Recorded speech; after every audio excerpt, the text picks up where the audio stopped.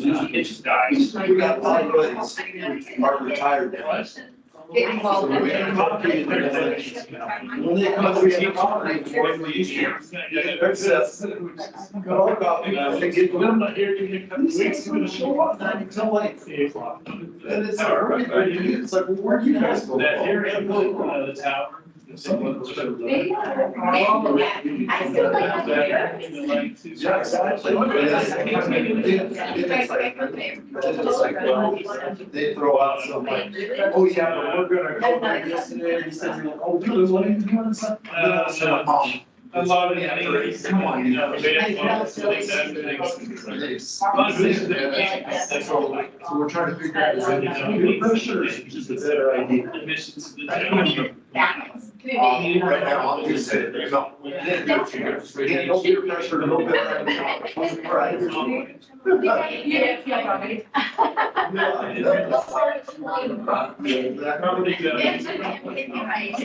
going to kids to that first meeting.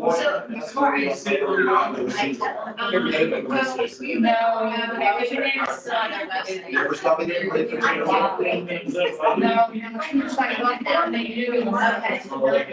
More than 5 years. Smoke at their own. That's over now. Maybe I will reach out to them. So, the people that lay in the ground, I got, Well. well, somebody talked about that. I said, that comment used to be, and I kind of got one of those. Yes, I'm sorry. Right, for sure. Yeah, you gotta go try to get away. 2 days, I got 14. Anyway, To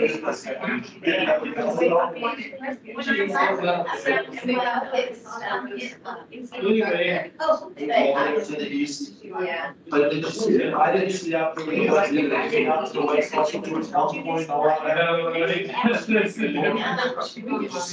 I would say there's more people than the property. So most of the folks, yeah. Well, I hope you get it's part of their scene.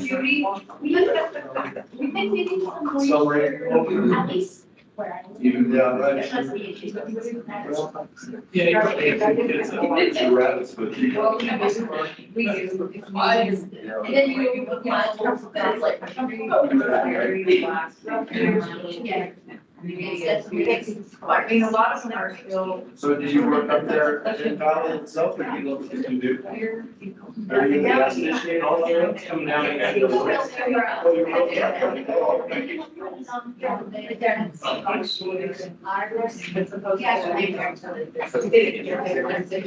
So they didn't help? We don't. We're trying to get internet up. Well, Yeah. I'm glad you Well, said they that. all have problems in most of They've been trying to throw us down in the junction.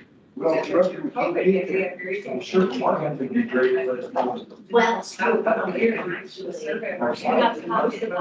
kind of device now with information. So somewhere. Yeah. I read on what. There was. I think I know. I'm sure because I don't. What majority. This person is online. Like, so you can figure, but then online, They said she's online. You know. Look at that, I'll put it front. so they're running an application project in 19. Turn it around, so it's like Facebook. Oh. I don't, I don't know. Okay.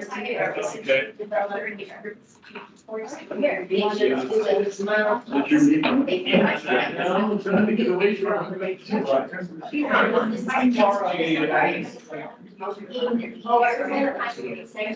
Good afternoon or good evening. Thanks for braving a little, the rain's coming down again now. I think we got it there.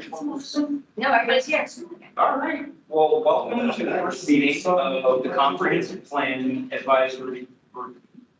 So we appreciate you all being available to advise on updating the 10-year update to the conference plan. Also, we can talk to you all about that, but we wanted to welcome you. My name is Jess McNeely, and I'm the Assistant Director of the Community Development Department and Planning and Zoning Management. And we can certainly introduce all the staff Yeah, let's go. and let you know who the staff is here, and then go around. Most of us know each other, but let all of you all know who you all, it's everyone. You can start on the side. Zach Schwartz, I'm the senior planner. It's nice to see some faces from the last time around I was here. And nice to see faces from people that I know from other things too, and new ones too. I'm Kelly Bingham, I'm a planner. I think that's it. Melissa Shaw, planner, long-range planner with the county, and thanks for joining us tonight. We have another staff person there, and I'm like too, and then we'll get into your introductions. My name is Bob Short, I'm principal planner here at the county, and Zach and I were both here for the last one, and we know. And then online, Jessica. Yeah, hi, I'm Jessica Simmons. I'm the wildlife planner with the county. So the next thing is to introduce all of you, and maybe we should start with Judy Nelson. Judy, you want to introduce yourself? Hi, just tell us, where you're from and why you're interested in the plan. Give us a little background about yourselves. That'd be great. Okay, I'm Judy Nelson, and I winter summer in Forest Lakes. Also have a home in Tempe, but as much time as I can in Forest Lakes. And I'm interested because I've been on our Owners Association board for 15 years and hear the voice of Forest Lakes. Thanks, Judy. And are you still president of the homeowners association? I am for 2 more months. Okay. Okay, great. I'm Tiana Burton. I'm the vice chair of the Planning and Zoning Commission.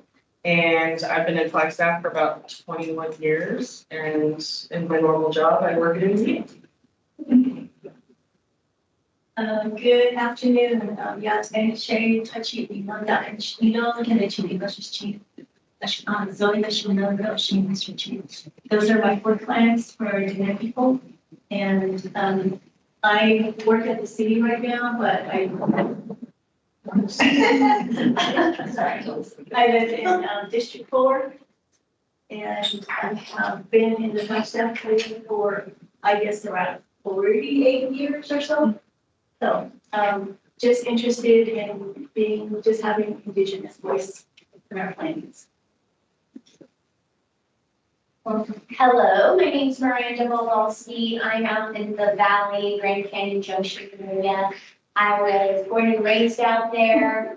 They kind of sound like the frogs that are emerging now from oh my gosh, yeah, there's But I'm super grateful to be a part of this, and thank you for having me. I'm really excited to, learn and grow and share. And, I'm a macro perspective thinker, so planning and, valleys, shifting, changing, growing every day. So I hope to, be a part of that. So thank you. I'm Mike Lange, born in Cottonwood, but lived most of my life here in Flagstaff. I'm a property attorney and very interested in planning for the communities all around. And I just asked one question. Can you hear us online? Can everybody hear us? We can Yes. hear, I can hear you, but it's really muffled. Okay, so just the mics are up there, so just speak kind of loudly towards the ceiling. Thanks, go ahead. Hi, I'm Billy Carrasco, and what's really cool is, this is my 3rd time on the comprehensive plan deal, and I couldn't be more honored. And, anyhow, to see the evolution of all those folks back in 2003 and visiting and just the feel of it at that time and it was, it was kind of like pioneering just a little bit in 2003. It was really kind of a start, and there was a lot of diversity in the input and the collaborations. And sometimes sitting over there a lot, watching maybe people more than collaborate. And, but it was interesting because then in 2015, when we got together and all that, and Melissa and all of the birthdays there, it was so just kind of rock and roll and let it rip, you know? It was super anyway, so just thankful to be with you all. Yeah. Diana Kessler, what do I need to say? I've been in Flagstaff 77 years, my whole life. Scary. And I'm interested in this process. Thank you for giving me the opportunity because I think our open space and working men's are really important. So, thank you. And I just want to say, Diana, you were involved in a couple of our zoning board dates. You helped us with the zoning, Yeah, the The renewable. renewable energy, yeah. Hello, my name is Jim Parks. I Rose, Yante, Jim Parks in Shep. One time Coconino County Supervisor, District Team, known initially Kekahadene, and Homoye, I would have gone in versus Chief. And for the rest of you, I was born and raised in Arizona, came to Flagstaff after I got out of the Navy in 1973. After the Vietnam War was over, and became a cowboy. I was a cowboy for 38 years. And one time, the last ranch I worked on was the Battle Ranch. I retired in 2012, went back to work for Vic in 2014, and been retired 5 times. Anyway, thank you. Hello, I'm Jeannie Krantz Gross, and I'm probably one of the newer Flagstaff residents. This is my 4th year in Flagstaff. I came from Minnesota originally. This is my 6th year in Arizona. I was in Fort Mojave, and I was recruited to help the Fort Mojave Indian tribe start an elementary school. That's near Bullhead City. I'm now an administrator director out at Star School, which is on east of Township. Most of our students are Navajo, 99% are Native American. And I live out that way as well, off grid. So I'm just interested in what's going on in the community. It'll be a learning process for me, also representing people east of Flag. And I also value the land and the trees and the beauty that's here. Good evening, Aaron Sikapiku, been a resident or in Flagstaff for 37 years and Dillon Park resident for 22 years. A lot invested in the community and been part of a lot of other nonprofit organizations here in town and currently working back out in Hopi, building the foundation with the leadership program on there. So other than that, I'm just interested in bringing in Indigenous voice to the table as well. Good evening, everybody. I'm Laura Hibiki. I've been in Flagstaff 21 years, and I'm an ecologist, environmental scientist by background, so that's part of the perspective I bring to the planning process. But I'm retired from NAU. I was active with a number of nonprofits across the county and elsewhere, and I've worked on a number of Native American issues, was on the board of the Hopi Education Endowment Fund, Native American Cancer Research Program at NAU, and so forth. So both the environmental and the cultural diversity and the future of those elements for the county, the long-term future, that's what really appeals to me. And I feel very privileged that this is my second in this process. Thank you. Wow, well, we are honored to have all of you with us. It's really humbling that you've made the choice to be part of this process, and we're gonna try to make it as enjoyable as possible, given that it's a planning process, but, you know, planners get weird, you know, we get excited about planning, we know not everybody does, so. I do have up here the, agenda for tonight, and, you know, if possible, maybe we can even, you know, leave a little bit earlier, depending on how fast we can do different things, but we do want to give you a bit of a background about the comprehensive plan. It's going to be elementary in the sense of just the basics about what a comprehensive plan is, but we thought it would be just a good foundation to start with. And then we do want to spend some time on how you want to be organized. You know, we sent you a draft of some operating procedures just to kind of set the stage, how to establish a forum, meeting rules, that kind of thing. We do suggest that you select a chair and a vice chair to actually run meetings after tonight, and then also talk about a meeting schedule. What would be a good regular meeting time for everybody? That's something that we would like to work on tonight. And then I do want to just mention a bit about the meetings, because this meeting was posted as a public meeting. It's being recorded right now.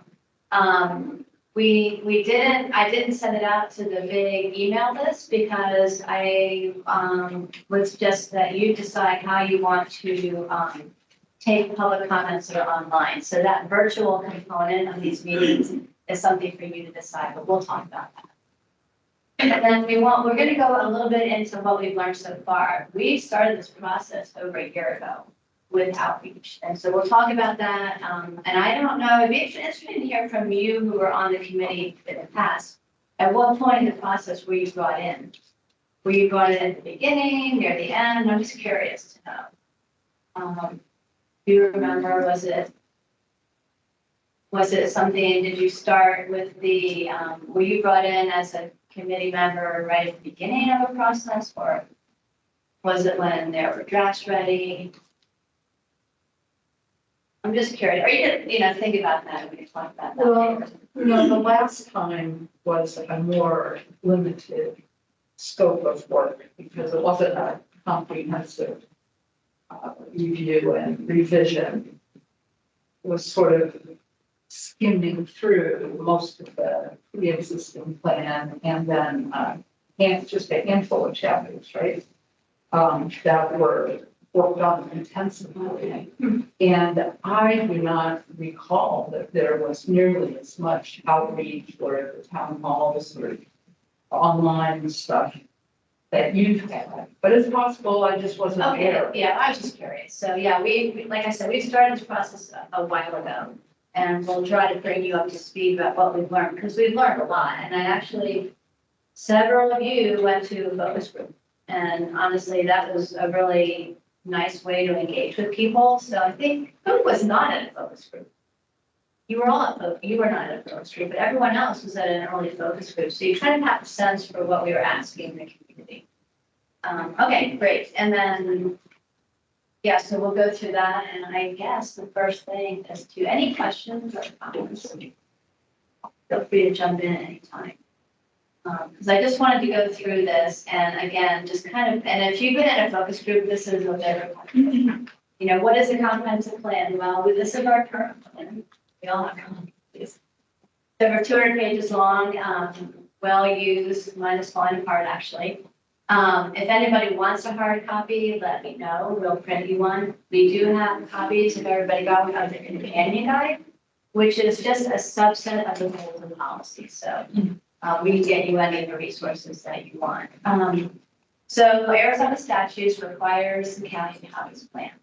And it's required to be updated every 10 years. So this plan was approved in 2015. So we're working on it now to get it ready for approval in 2025, right? Yeah, so, and so like Laura said, it's a long-term vision. It's a roadmap for the future of the county. And this plan has an implementation plan in it that helps to set our priorities for work plans. It helps to establish our budget going forward. So it's also the goals and policies are looked at every month by the Planning and Zoning Commission and the Board of Supervisors when there's a project that needs discretionary approval. So it's not an on-the-shelf plan by any means. It's officially adopted, it's the plan for development for the county, even though, and we'll talk about this more, there's not a future land use map, and that's a nuance we'll talk about more later. Area plans like Tony Park, Timberline, Fernwood, Kachina Village, Mountain Air, all of the area plans and the Flagstaff Regional Plan are amendments to this plan. So they have to be in conformance with the goals and policy of this plan. And then, as I said, it was last updated in 2015. So that's why we're doing this. The statute does have certain required elements, if you will, or chapters. And we'll talk about those more as we go on. But this just shows you a little bit, it's a graphic in terms of the different plan layers, if you will. So the comprehensive plan is the county's overarching vision, roadmap for the future. And then we have those amendments, the area plans, the regional plan. We also have what's called the joint land use study and the military installation study, sustainability plan. Those are also amendments to this plan. And then the zoning ordinance, the subdivision ordinance, those are all driven by what's put in this plan. So the actual land use regulations and rules come out of this. So just to kind of, set some additional context about what this is. All of these are online, all these resources. We're going to get you, resource links to all these if you really want to buy. So this plan, if you don't know, it won Arizona Planning Association Award for the, actually have a copy of the award ceremony listed here. But yeah, it did win an award as a conservation-based plan in the general plan category. The vision is for 20 years out. That's why we're calling it 2045, the vision 2045. We look 20 years ahead or further if we need to, but we update it every 10 years. You can imagine a lot has changed since 2015. We're already, in the middle of rewriting the budget. Oh, it's advancing on its own. So it also, when you look at this plan, it's got a lot of information in there. So it really is like a comprehensive reference for programs. If somebody wants to learn about water or wildlife in the county on a very high level, they can pick this up and learn a bit about that. So it's not just a goal and policy document, but it's a reference for everything. And as I mentioned, but again, this is really important to understand, it does guide land use decisions made by the Planning and Zoning Commission and the Board of Supervisors. So when a conditional use permit is up for approval, or a subdivision or a rezoning, those all need to be in compliance with the goals and policies of this plan. So it is very important that, when we consider what we write into this, that we think about projects on the ground and how this. This plan right now has an implementation plan, has 24 action items, if you will. And as I mentioned, it kind of drives work plans or budget and budgets. We haven't checked off every single one. We've checked off a lot of them. For instance, one of the action items was to develop a utility scale renewable energy ordinance. We've done that. We updated the subdivision ordinance. We updated the zoning ordinance. So it gets into that kind of detail. Anything else that you've done? We created an amazing position for a long planner. Yeah, this position. So, lots of real things come out of it in terms of bringing the plan alive and making sure that it's followed. Stop me anytime if you guys want to add anything, because our two commissioners are very familiar with this plan, how it's used every month, and the rest of you, I know you miss a lot of if there's any thoughts you have. So this shows you all of the elements or chapters. We call them elements or chapters of the plan. Obviously, land use and growth is a big one. It's kind of focused around that. But this plan right now has a separate chapter for natural environment, open space, parks, trails, recreation, public safety, water resources, sustainability and resiliency, energy, community services, community character, circulation, transportation. Oops, there's one again. I have to stop that. And economic development. So of these, the required elements, land use, circulation, transportation, energy, open space, water, and natural environment. So the rest of them are optional. The county has chosen to include.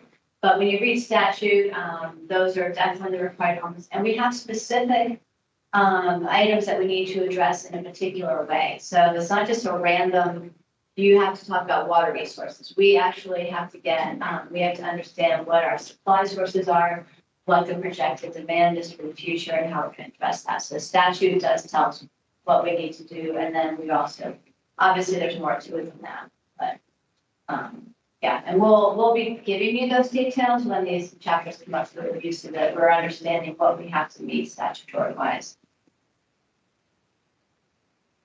So just a couple more points about how do we do this. This is a big project.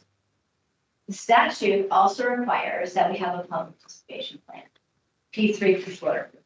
It's online. The board approved it. We put it together and took it to the board. Took it to the commission, took it to the board. I don't know, the time is blurring together. It's over a year ago. So it's in there, and it's a very detailed public participation plan. I didn't print copies out, but I'm going to take you on a little tour of our website and see what all of this lives. That gets pretty detailed about our outreach. Okay. We started this process with doing visioning work. It wasn't just visioning. Remember, if you remember the focus groups, we asked about more than just visioning. You know, we asked for needs and issues, solutions. Really, we got kind of deep into the conversation. We have a big list of partner agencies. Everybody from state agencies, federal agencies, local environmental groups that we've been contacting for data. They're going to be doing review of the chapters with us. You know, we're getting mapping data from them. So we have a big list of partner agencies that we're also working with. I think last time there was a whole separate group, but we did it a little bit differently this time. We've contacted them early. They know about the process, and then we'll be contacting each agency individually to review chapters that they need to see. You all, and if you don't like the acronym, we don't have to say it like this, the CPAG, okay? So the Kokanee, the Comprehensive Plan Advisory Group, you all will make final recommendations on this to the Planning Commission and to the board. So that's part of your role. We'll talk about that more. Our P3 tells us, you know, to do outreach throughout the whole process. And then it's about a 2-year process, not from now, but from we started. Hopefully we'll be able to keep someone on track with the process schedule. And then that's what this slide is. So a lot of the lines are hidden. The first phase is data collection. We're still doing a lot of that as we put the chapters together, but the educate and envision, there are a lot of lines hidden here again, because we've done a whole bunch of outreach. But now we are actually drafting the plan.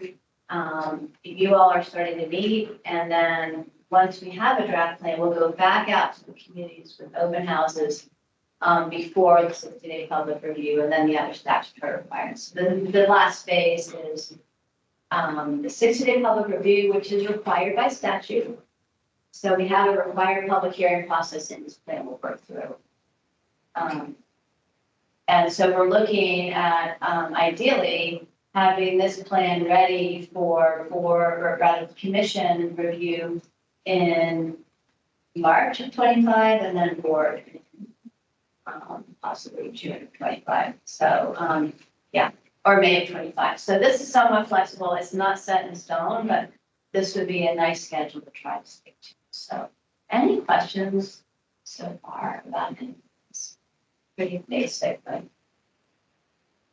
to give you a picture of that. So I just did want to give a very brief mention about how you were all selected, how you all ended up here tonight. So the board, again, this is part of the public participation plan, how this advisory group would be formed.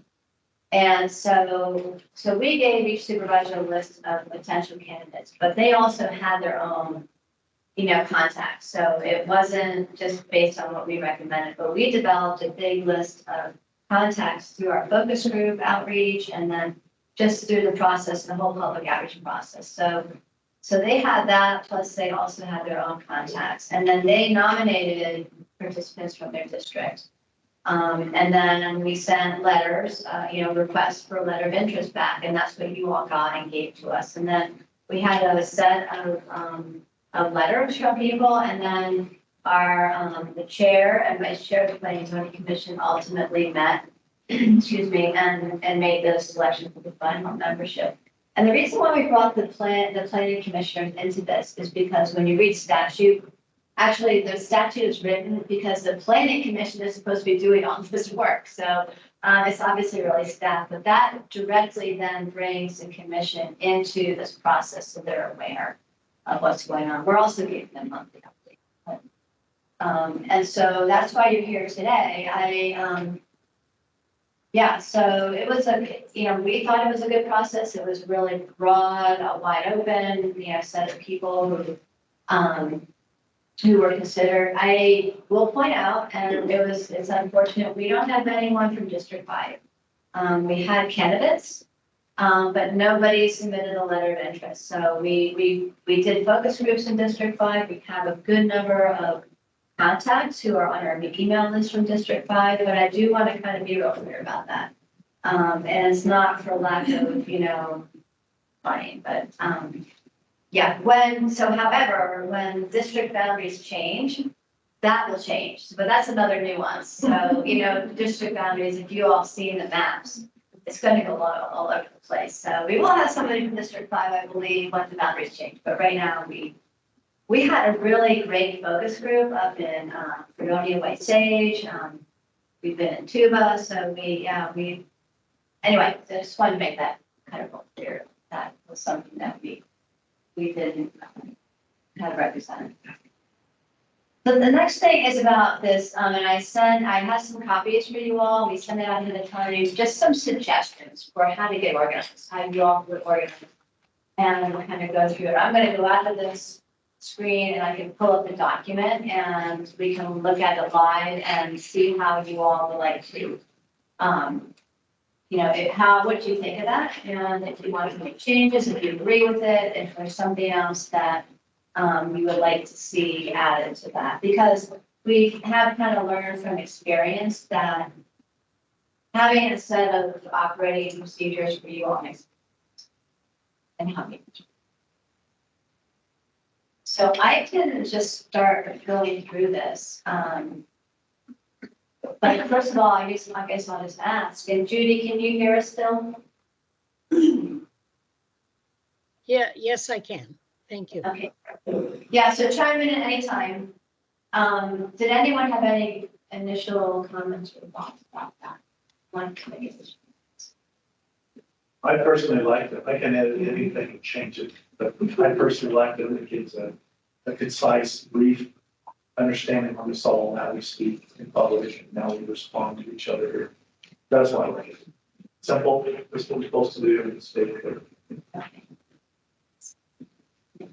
Anybody else? We don't need to get through this line by line, or I can go through section by section. So again, kind of your role ultimately will be a recommending body on the draft plan to the commissioners. So, and then code of conduct sounds so formal and strict, but one thing that we, again, out of just some experience, this is going to be an open meeting. So, discussions outside of this really should be limited to just promoting the plan itself, but try to keep any discussions, particularly about open point, important points to these.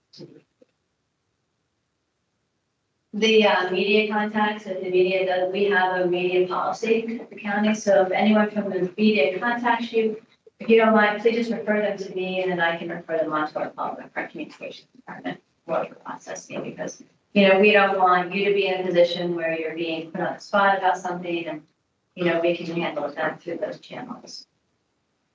A zero tolerance statement, for any kind of harassment or discrimination. That is something I do want to ask a little bit more about. We for virtual meetings, a lot of times we'll put that up on one of the slides as we begin meetings. So if that's something we feel is important to remind anyone joining virtually, that would be something we can do. And again, the next thing we can talk about, selecting a chair and vice chair to actually run meetings. We'll be working with that person to set agendas, or people set agendas. And then just in terms of how meetings, we're really looking to begin and end on time, so your time is honored and efficient. We'll post the agendas 1 week before the meeting, they'll be on all of our channels, and then we have an email list of over 300 contacts, we'll send it out to them as well. And then, there'll be hybrid formats, so we have Judy online now, and so this will also mean that members of the public can join this format as well. I would suggest that for people joining publicly, we set the virtual setting so they can only comment, that they won't be able to comment until actually, there is a suggestion that people who are online that are not members of the committee cannot comment online. And we have had, even recently, with some of the other meeting forums, people have, made very inappropriate comments. So that's something we don't want to have happen. So if you all will decide that the people need to be in person to make public comments to you, that's an option. It does get difficult to try to manage the online commenters, and we just don't know if somebody's going to make something. Yeah, so that's something. And that's working successfully for the Flagstaff regional plan update. It is. If the public wants to comment, they have to come to a physical meeting. People can observe online, but if they want to comment, they come to that meeting and they can come. Exactly. So what would happen then for a committee member online, we would promote them to a host so that they have speaking permission, but it's a setting in the teams. I'll talk to you about that later. Okay, it's a setting on the virtual side of things. And then we'll record the meetings. We're recording this now in lieu of meeting notes. So if you all feel like that's an option for you, if you'd rather have, us take, we'll obviously take notes when we're doing edits, when we have important parking lot issues to discuss, but actual meeting minutes, we were going to suggest that the recording could serve as that. Because we'll post those online as well. We can do that. So again, then if for public comment, then, we would add a place on the agenda for public comment, usually at the end of the meeting, depends on how you all want it to be. If you want that to be at the beginning and the end, we can talk about what your preference would be. Is it okay? Oh, you can interrupt anytime. Question here. I totally understand and respect what you're saying about what your experiences have been, and it is extremely difficult to manage people in a virtual setting, but it also really worries me that a person can't have public input unless they physically come to a meeting. When I think about the size of the county and so That's forth. So I wonder if a reasonable compromise would be to accept written or email or something, in some way to give people an option. I was gonna suggest the exact same thing, that we don't necessarily want them to speak remotely. They can come here to verbalize, but I think it's a good idea that we give them the option to just shoot an email to you guys. Okay, I just added that in. So public comment may also be submitted by email to the committee. And if it was submitted during the CPAC's meeting, then we as staff could receive that We see email. that. And in the last, whatever's going to reserve the evening meeting for the public comment. Yeah, so that's a good point. And then we can provide you any emails that we received prior. Yeah, so you could post the email address you want them to send it to. Would you mind? Yeah. Yeah. Okay, great. I'll add that in here. These guys are working incredibly well at coming up with solutions. I know, Be yeah. very agreeable to your recommendations, coming up with solutions. All right, good. We like it. Okay.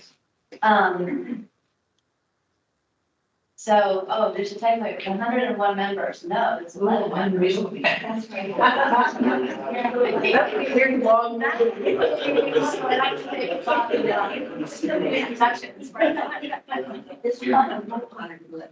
why it's a draft. So, a quorum, is it's not set in stone, it's usually 50% of the number, but actually it's a number that you can choose. It could be a third of the 11, it could be 2/3, so that's something, I just suggested that it be, 50%, which should be 6 of you. So, but that's for you to decide. It doesn't have to be 50%, but we do want to make sure that we have some number that constitutes a quorum for making decisions. You want us to decide that? You guys decide. I'm making edits to this now. I suggest 5, 5 people, okay. just in case somebody drops out. Yeah, I don't have a problem with 5. Okay, so no percent, just a minimum of 6. But it's 5, Minimum of 5. because somebody may drop out and then.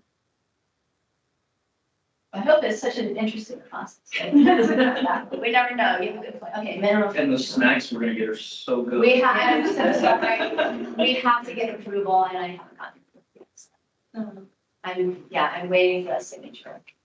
Buy snacks. So don't worry, I'm working on that. There is water here, if anybody wants water. Okay, so, 5 for a form.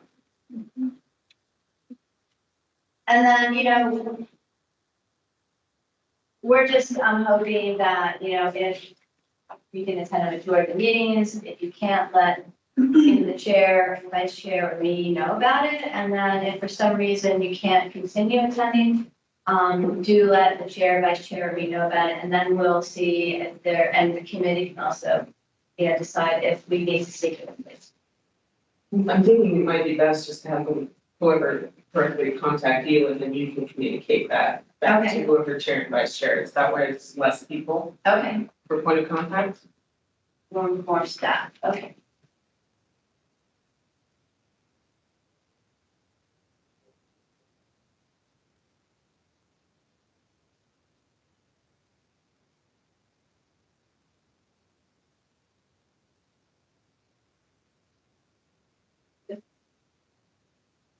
Everybody think that's okay, just to have us kind of correctly, all right. And then for decision making, we're just looking for a consensus. I mean, we would suggest that we all can agree by consensus, and not then a simple handbook should work for deciding if there are issues that need to be decided.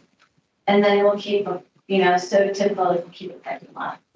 We get off topic, but it's an important issue we need more research on, or we need to come back to, we'll keep a list of all those and a running list, and then make sure it's not done.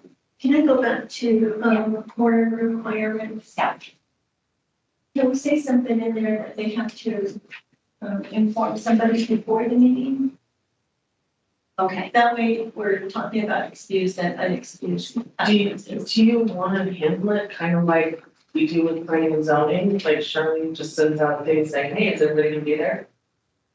And then we can say yay or nay when you know ahead of time. We can do that, or if, I can try and do that. I mean, I'm just, that that's kind of, I think that's been working for us. Okay. But, Do you want to explain that then to everybody? What yeah, so with planning and zoning, Charlene reaches out, the admin person reaches out like 2-ish weeks ahead of time and says, hey, I'm trying to verify that we have a quorum. Please let me know if you're attending or if you're not. And we just send a simple response, yes, I'll be there, or no, I will not. And then she knows beforehand if there's a quorum. She knows plenty in advance if there's a quorum. So then we don't have to waste anybody's time. Right. Set up the meeting, notify about the meeting, all that stuff. So it'd Would that be a text or email? be email. Email. Text sometimes helps. I do that as a staff liaison for my commission. I text all of them to say, please text me. Or just written. It did maybe the text is easier for some. So I guess that's a good point then. Is email or text the better communication? So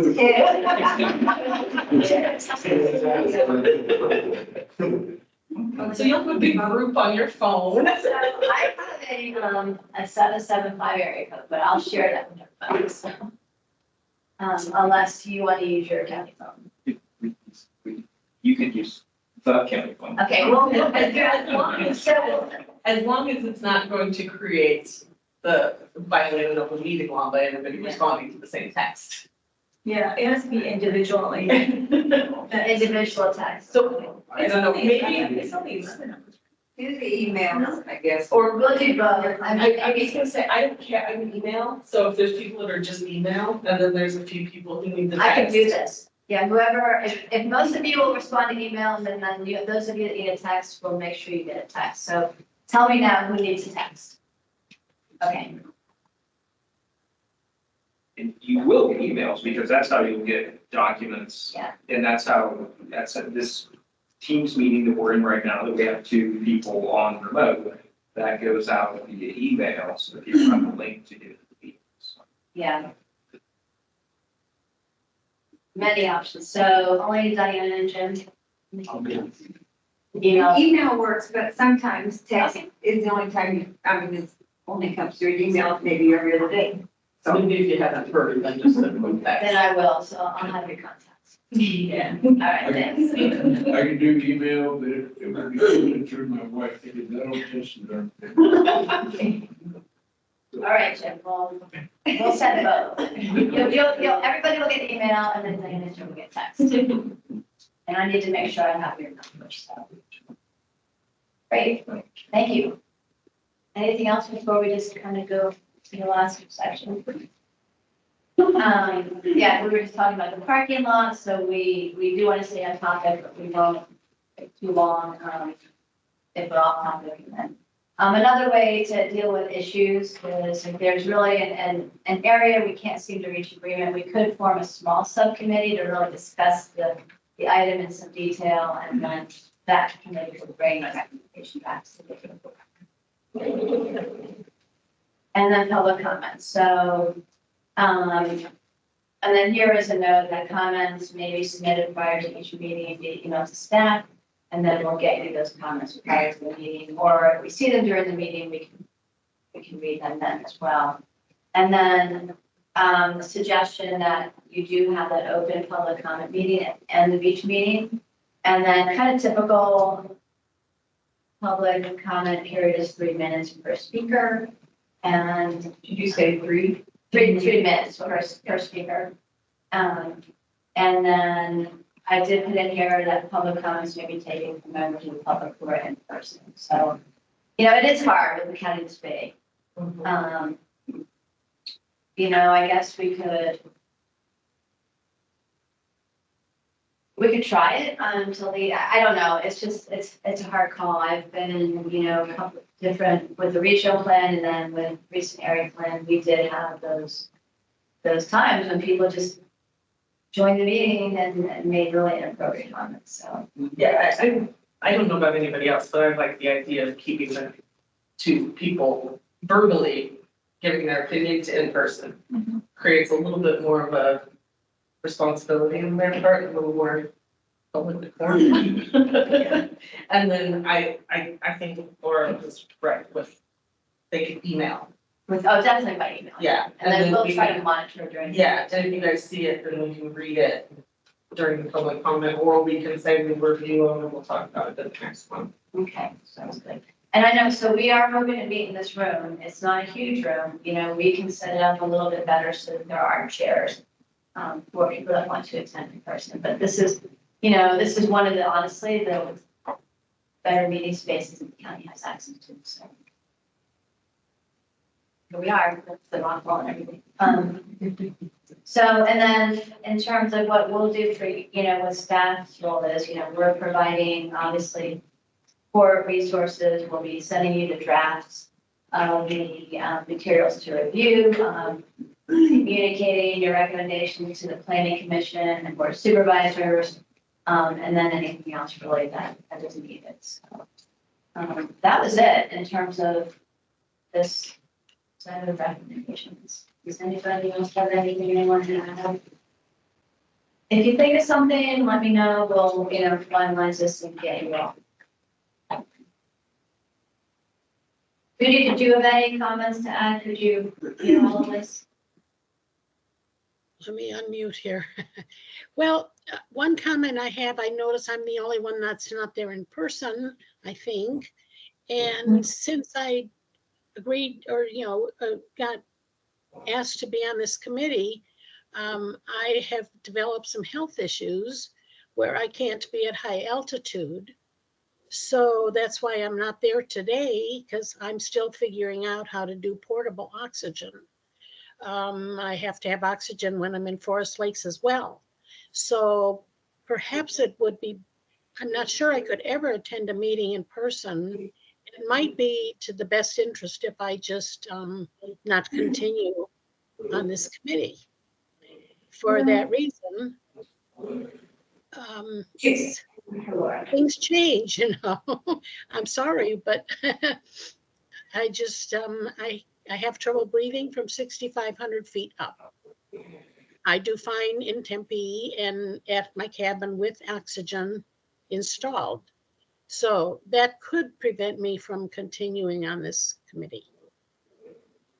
So I guess I would like to say that I'm accustomed to organizations that have people out there remotely, and we would never encourage somebody to leave a group just because they can't attend in person.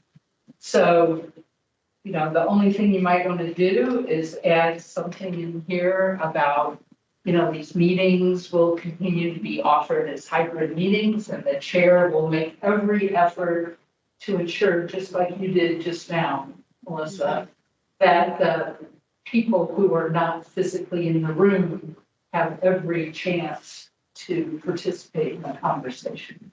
Judy, I think we'd all be fine with you continuing, even if you can't ever make it here. It's gonna be completely dependent on how you feel too. So if you feel like it's too much on your plate, that's something that we need to know. I know it. I'm hoping to find a portable, that I can carry with me and when I can be outdoors or high altitude, but this is all just new. I just had a doctor's appointment this week, so we're still trying to figure me out and how I can successfully live in high altitude. I don't mind doing by this method, but it's also very hard for me to hear. Okay, so we might need to come up with. It's really would be to my benefit to be there in person. I think we'll discuss and see if we can come up with a better mic situation so you can actually hear us better. Because I've evaluated this room and it's not great, but it's what I do at NAU, so. Yeah. All AV stuff, so we'll kind of do some research and figure out if there's, even if it's just a plug-in mic that we connect to your laptop and you may just have to repeat on occasion or something. Okay, or we could even maybe find and pass around. Well, and I'll do my best to find a system that I can plug in sitting at a meeting if there's a plug nearby for my portable. And We can set you up with that. If we have a portable PA and the mics can pick up a speaker, then that would be the easiest solution. Okay, Just a little portable PA and we can hand mics around. I'll get with that. Does Teams have captioning? Oh, it does. It does. It's doing it right now. well, let's just see what I can figure out between now and next meeting, and hopefully I can be there in person. We'll get it figured out. Thank you, Judy, and I would just like Thank to you for your echo. nice comments. I'm sorry? Thanks for your kind comments. It's Well, just a time right now. So you do bring a really good perspective from the Forest Lakes area. So you know that community and that part of the county really well, and we deeply value that. So, yeah, and again, because of the size of the county, we don't expect everybody to be able to get here every time. That's why there's a hybrid option to give anyone who's here, if they can't make it in person, the ability to join from wherever they are. So that's one of the advantages of the hybrid option. And just so you know then, for the next meeting, you will be promoted, as they say, to a host level so that you'll have speaking. You will have you'll be able to just speak, along with other committee members. You won't be restricted that way if Okay, you're well, online. I certainly am honored to be on the committee and want to do my share and having a say for Forest Lakes, which we're a little different, in that part of the county. We're down amongst the forest. I would like to stay on the committee, but I just have this recent limitation. So, thank you. I'll work my best to keep going.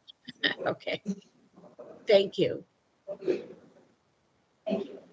So, if you want to talk to the IT and see if it's possible to do like a portable PA that has puck mics that we could put at I each. will. There used to be station. something in here, so I'll have to get with them and then. Yeah, figure it out. if we can make it so that there's like some kind of puck mics that are scattered That around connect somehow. that connect to the system would be the best, but if not, voice amplification might be enough to pick up on the mics in the ceiling.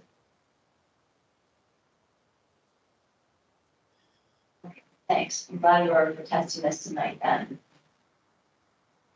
Well, that was it. So thank you. We'll, like I said, finalize this and then, these are good places to start. Going back to just where we are, time-wise and everything. The next task that we would like to suggest is that you have a chair and vice chair. That you select a chair and vice chair. So, the way we've done this before with groups like this is you all that can start the process of nominating each other. And then we can do a vote. So, I didn't make any like little secret ballot pieces of paper. So I figured you all can just nominate a person as chair. Let's start with the chair and then we'll go to vice chair. So, yeah. Does anybody want to start? Does anyone have a nomination for a chair? And if this, go ahead, Jim. I'd like to nominate Billy Cardasco, because he's the one who's been here the most. Yeah. I'll second that. You focus? It's a real honor to say. Sorry, Bill. You're not. All right. Does everybody, if you guys want to try your first consensus agreement here? Does anybody? No? Anybody disagree? Yeah, that's good. Yes. Congratulations. I take that as a yes, so I tell you that. First successful decision. Right, thank you. It's That's good great. and You'll be next, Jim. How about vice chair? So vice chair would obviously help the chair and then take that role when the chair can't. Any nominations for vice chair? I nominate Jim Parks because he knows Old County. Jim, you know Old County. No, District 4. Yeah, but you know Old County. Forest Lakes, I mean, that's. Duties there, Forest Lakes, and guys, that's a lot to get here. Yeah. All right, no offense to Billy, he could walk here, walk over the hill. But, and I see Judy over there, and she has health issues. Here by Zoom meetings, no problem with me. You nominated Jim. Yeah, Jim? You good with it?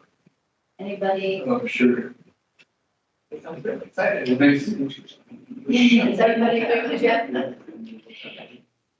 Do we have any discussion or any comments on that nomination? Does everybody agree? Yes. That Jim is being vice chair? Anyone disagree? Okay, sounds like you have vice chair. Congratulations. Thank you for the honor.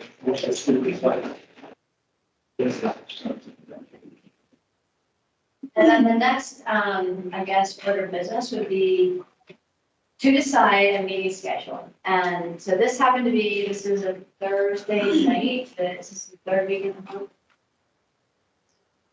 month.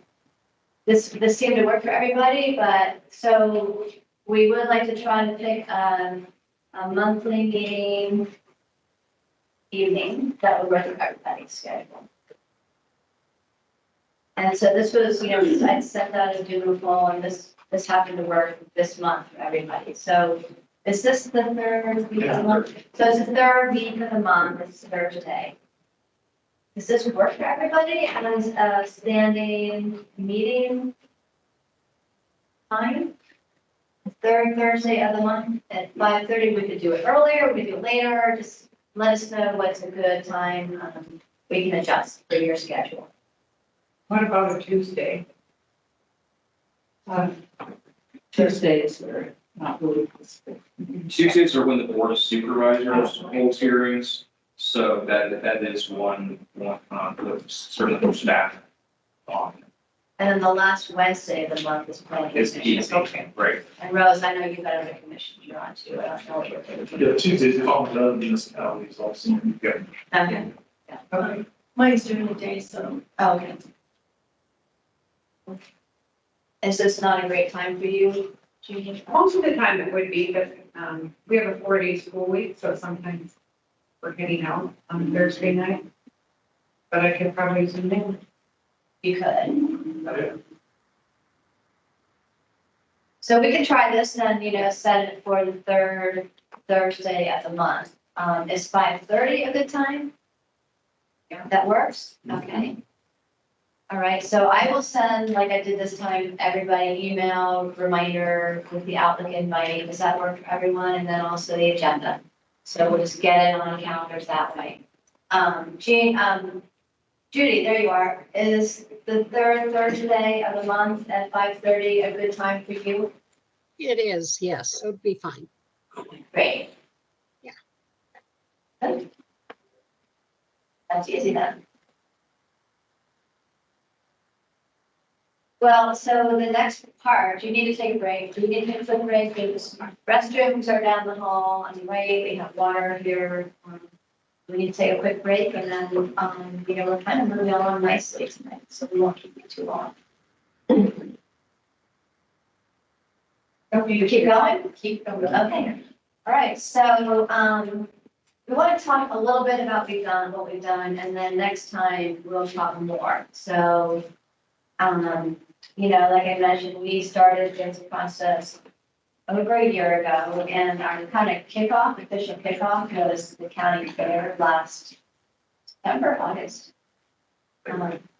Labor Day is so September, so we'll probably be at the county fair again this year.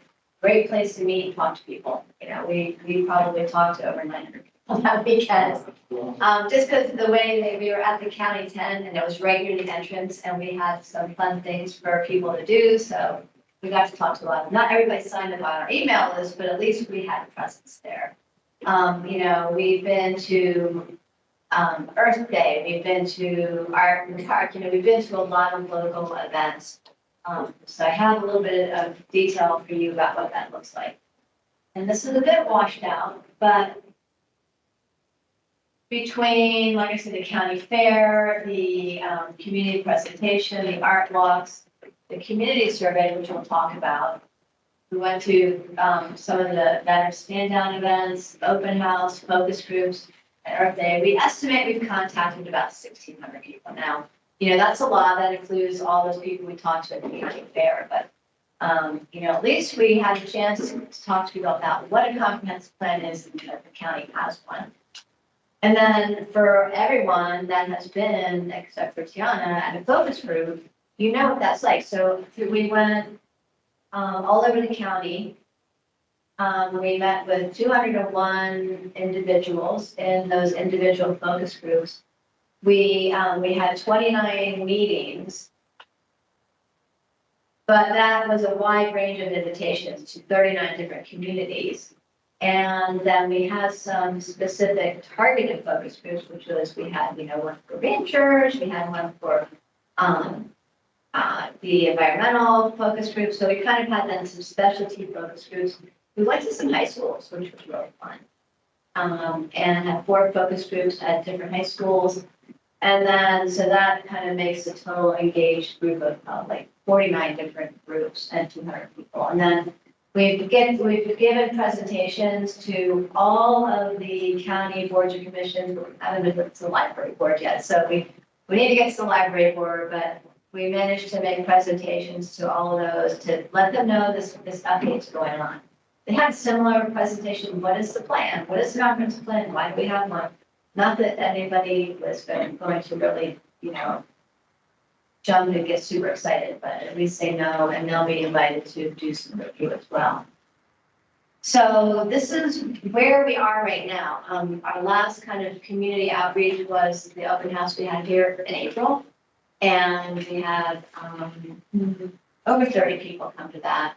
We also had it posted online, although I'll show you our online forum. So we have that ability to post everything we do online as well.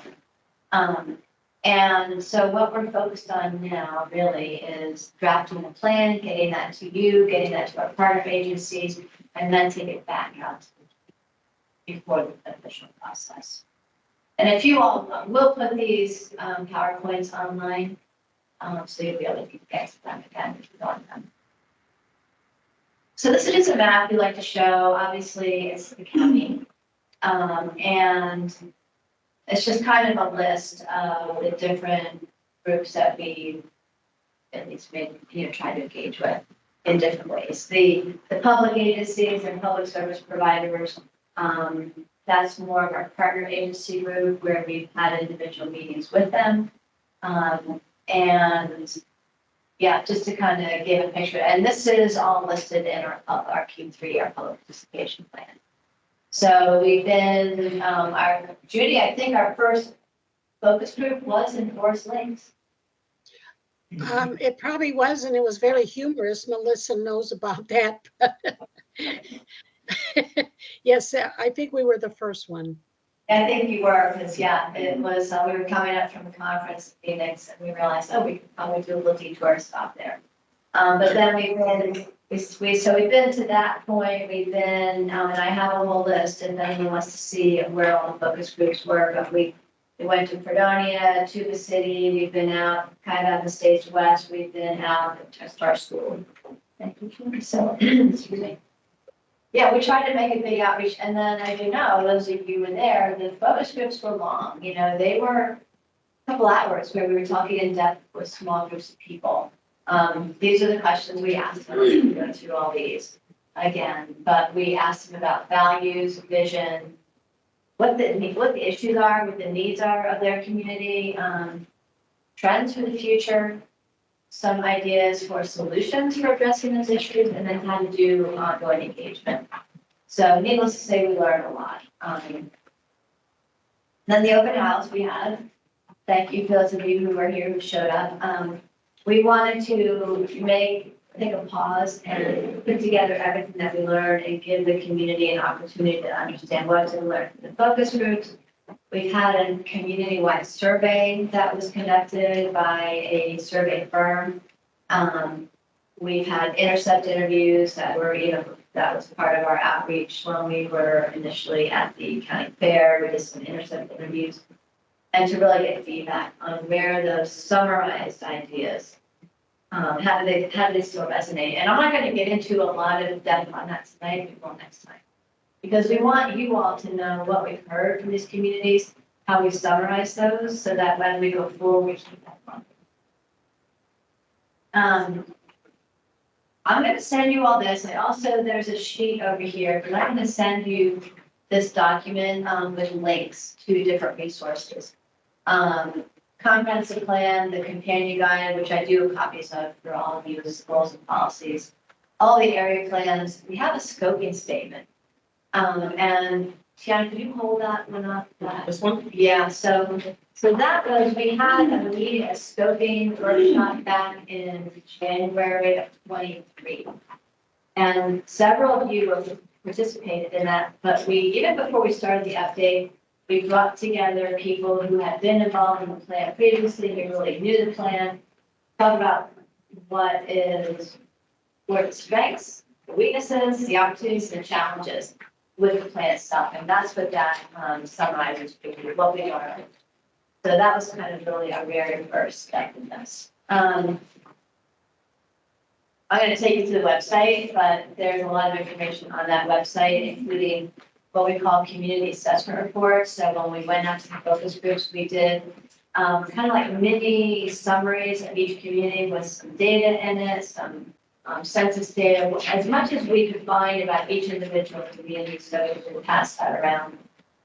The community survey was, we were fortunate to actually contract with Global Local Vision, Dr. Tobin Solid and Nancy Wonders, they're former NAU professors who now have a research firm.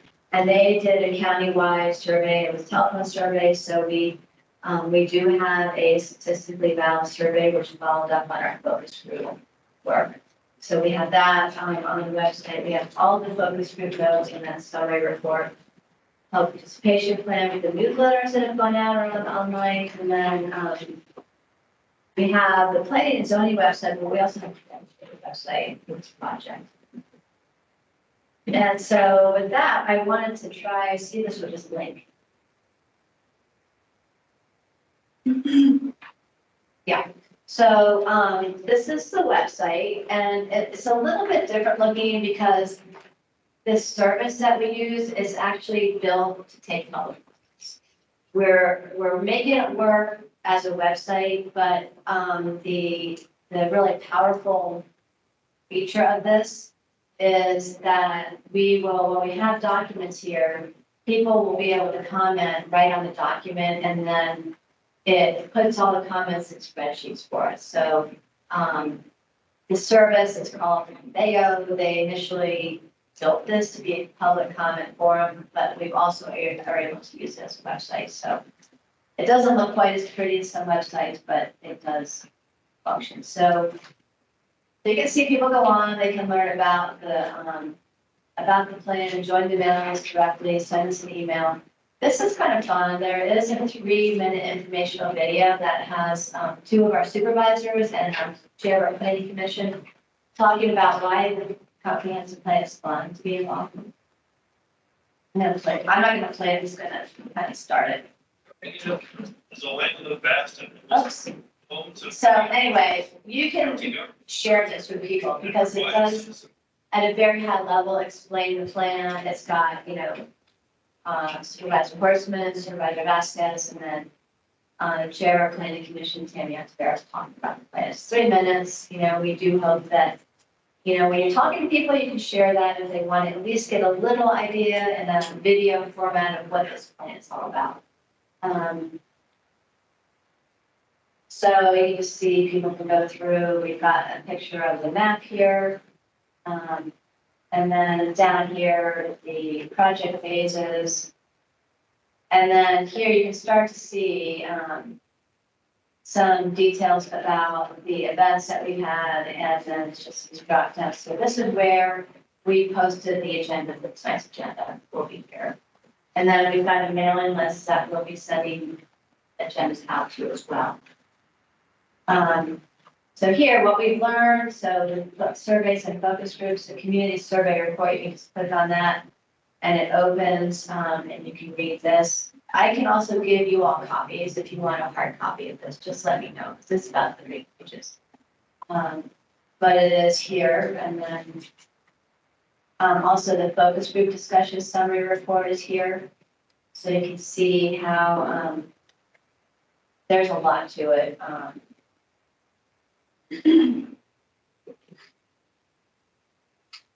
Just to kind of show you what it looks like. So it summarizes all of those focus groups you had in one report. Is this where you're going to post the videos too? We'll post the videos to the site as well. Mm-hmm. And then if you want to see a specific notes from any of the specific focus groups, you can go here and look at them in the same way. Here are the high school focus groups. And then we have some theme summary tables. So there's a lot here. Here's our public participation plan. And then these are what I was saying are the community assessment reports. So just for instance, and these, you can comment on these because these were still drafts. So you can see it just has, each of these has a bit of information about each of these topic areas, kind of a mini version of plan without any goals and policies. But they're drafts because we didn't know everything about every community. So we were hoping that community members would go in and make some edits. Few people have, but we can always use some more filler there. And then I do want to show you a little bit more. So the newsletters that have gone out. Is everybody on the email list? Because I have been sending the newsletters via the email, so it comes from the county service called Civic Send. Okay, so does anyone not want to be on the email list? Because I can add all of you on it. But it comes from Coconino County, the email newsletters. We'll just add that, and then there's some frequently asked questions, and then a list of the advisory members. No contact, but there you are. So this is our website, and I'm gonna just, any questions on that? If you, it is kind of, it doesn't have the ability to have tabs, but we can still make these drop-down menus and post things onto this. It'll be really handy when we have the plan and we can post it up there and directly as the document. And I think that's all we have for you tonight, unless there's something else that you all want to talk about, any questions. I'll send you the link to the website, and then, you know, we can provide copies of anything that you would want a copy of, by way of surveys, but, you know, probably not a lot to do between now and next time, because the next time we do want to get into some detail about the focus group and then the survey and what we learned. Because there was a lot to it. I mean, each focus group, every time there was something new brought up, and yeah, I don't know, do you guys want to add to it? Because everybody, all the staff was part of that process.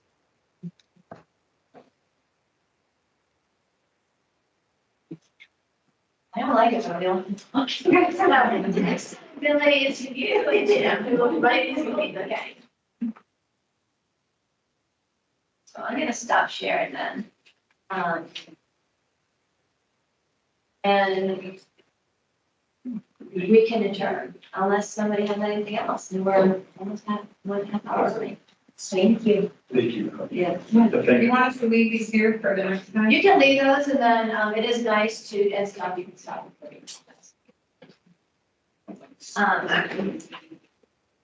Yeah, you can leave those, and Billy, I say we need to correct your name, so, sorry. So